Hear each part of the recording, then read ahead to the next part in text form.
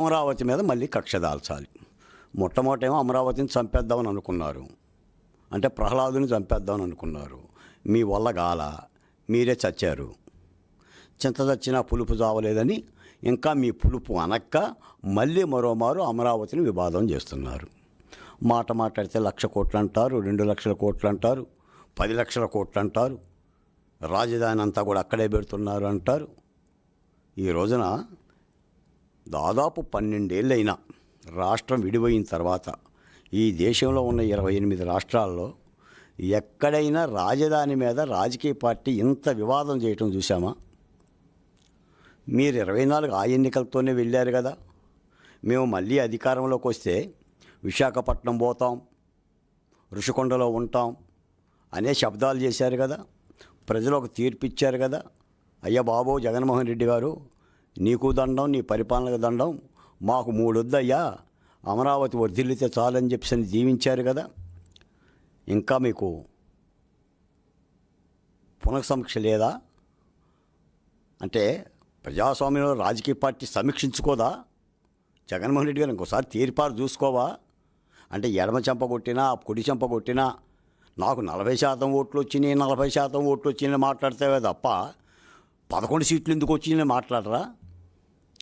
సీట్లు ముఖ్యమా, ఓట్లు ముఖ్యమా ప్రజాస్వామ్యంలో? నాడు చేసిన ప్రగల్భాలన్నీ కూడా ఓట్ల గురించి మాట్లాడలేదు కదా. నాడు కూడా తెలుగుదేశం పార్టీకి 39% వచ్చినాయి ఓట్లు, అటు కాంగ్రెస్ జనసేన కలుపుకుంటే 52% వచ్చినాయి ఆ రోజు కూడా. నాకు 151 వచ్చినాయి, 151 వచ్చినాయి అని అన్నారు కదా.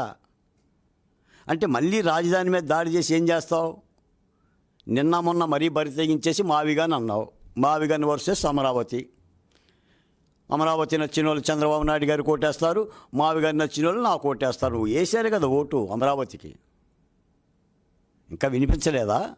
24లో ఓటేసింది అమరావతికే, మళ్ళీ అమరావతికి ఓటేయమంటున్నావు. మావిగానితో వస్తానంటున్నావు.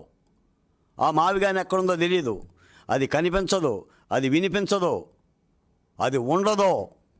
ఒక నేషనల్ హైవే బారుగా చూపించేసేసి ఈ నేషనల్ హైవే మొత్తం కూడా రాజధాని కట్టుకోమంటావు. ఉండ గన్నవరం ఎయిర్పోర్ట్ చూపిస్తావు, ఉండ విజయవాడ రైల్వే స్టేషన్ చూపిస్తావు, పైపెచ్చు రాజధానిలో సముద్రం ఉందని అంటావు. ఇక్కడ అమరావతిలోనేమో కృష్ణానది ఉంటే మునిగిపోతుంది అంటావు. మావిగంలో సముద్రం ఉంటే మరి మునిగిపోతుందా, కొట్టుకుపోతుందా? నీ మాటలకు ఎవరికేం అర్థం కాక ఒక్కొక్క వైసీపీ నాయకుడు కానీ కార్యకర్త కానీ త్రివిక్రమ శ్రీనివాస్ చెప్పినట్టు సిరివెన్నెల సీతారామ శాస్త్రి గారి పాట వింటే 2 జేబులు చేతుల్లో పెట్టుకుని అలా నడుచుకుంటూ పోతుంటున్నారంట. నీ మావిగాని మంత్రంతో వైసీపీ నాయకుల పరిస్థితి అంతా కూడా అలా అయిపోయింది. ఈ సందర్భంగా మీకు మాట చెప్తాను. మీ పరిపాలనా కాలంలో 2 జనవనరుల శాఖ మంత్రిని వేశారు.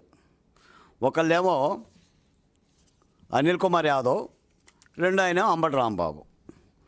అనిల్ కుమార్ యాదవ్ అసెంబ్లీలో ఎప్పుడు వచ్చినా కూడా ఎప్పుడు వచ్చామని కాదమ్మా, బుల్లెట్ దిగిందా లేదా అనేవాడు. వెరస ఆయనకి బుల్లెట్ దిగింది.